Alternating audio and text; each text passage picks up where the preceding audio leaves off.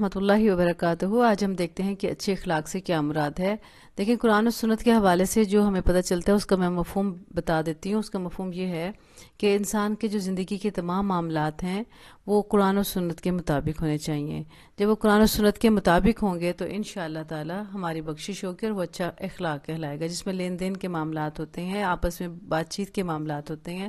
تمام معاملات کو احسن طریقے سے قرآن و سنت کے حوالے سے معاملات کو طے کرنا اچھا اخلاق کہلاتا ہے۔ اس کے بارے میں حدیث مبارکہ آتی ہیں، بہت سی آتی ہیں، لیکن ایک حدیث مبارکہ میں آپ کے سامنے رکھتی ہوں، اس کو آپ غور سے دیکھیں، سمجھیں اور اس کو اپنی زندگی میں اپلائی کرنے کی ہمیں کوشش کرنی چاہیے،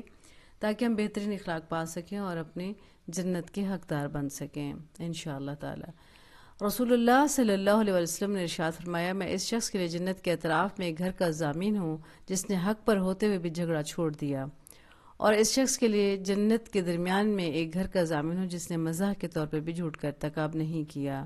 اور اس شخص کے لیے جنت کے بلند ترین حصے میں گھر کا ضامن ہوں جس نے اپنا اخلاق اچھا کر لیا۔ دیکھیں کتنی بڑی خوشخبریاں ہمیں اس حدیث مبارکہ سے ملتی ہیں۔ پہلے تو یہ ہے کہ انسان اگر حق پہ ہو اور وہ جھگڑا چھوڑ دے، اگر ہمیں پتہ ہے کہ ہم حق پہ ہیں، کسی نے ہماری کوئی چیز دینی ہے اور ہمیں پتہ ہے کہ یہ ہماری چیز ہے، ہم اس کو لینے کا بھی ہمیں حق ہے، لیکن ساتھ ہی ہمیں یہ سوچیں کہ اگر ہم لین دین کے معاملات لیں گے یا اپنی چیز مانگیں گے تو اسے جھگڑا ہونے کا خطرہ ہے، اور اس پہ انسان صبر کر جاتا ہے، تو اس کے لیے نبی صلی اللہ علیہ وسلم ضامن بن گئے ہیں کہ انشاءاللہ اس شخص کو جنت کے اطراف میں ایک گھر اللہ سے لے کے دیں گے، یعنی جنت میں وہ گھر ملے گا اطراف میں انشاءاللہ۔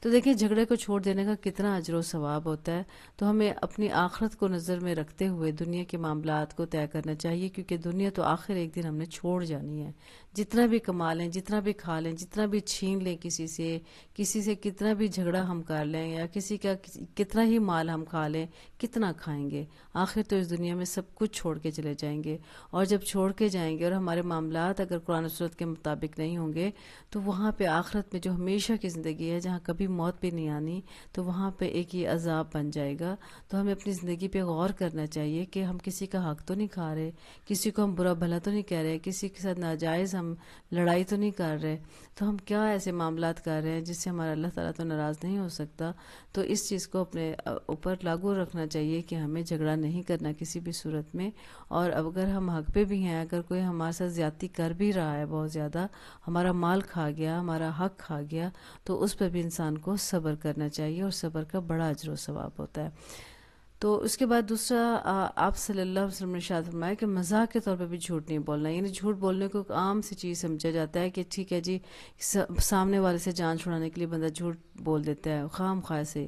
تو جھوٹ کسی بھی صورت بولنے کی ہمیں اجازت نہیں ہے، مزاح کے طور پہ بھی جھوٹ بولنے کی اجازت نہیں ہے، ورنہ آخرت میں ہمیں وہ نیکیاں، وہ اچھائیاں نہیں ملیں گی جو ہمیں جھوٹ چھوڑنے پر ملیں گی۔ یعنی ہمارے نبی نے فرمایا ہے کہ وہ درمیان میں، جنت کے درمیان میں ایک گھر لے کے دیں گے، یا ایک گھر کا ضامن، ضامن کا مطلب ہوتا ہے کہ میں اس چیز کی گواہی دیتا ہوں، میں لے کے دوں گا انشاءاللہ تعالی۔ تو یہ جن کے نبی صلی اللہ علیہ وسلم ضامن ہو جائیں تو وہ تو بات کنفرم ہے، وہ تو ہونی ہے انشاءاللہ۔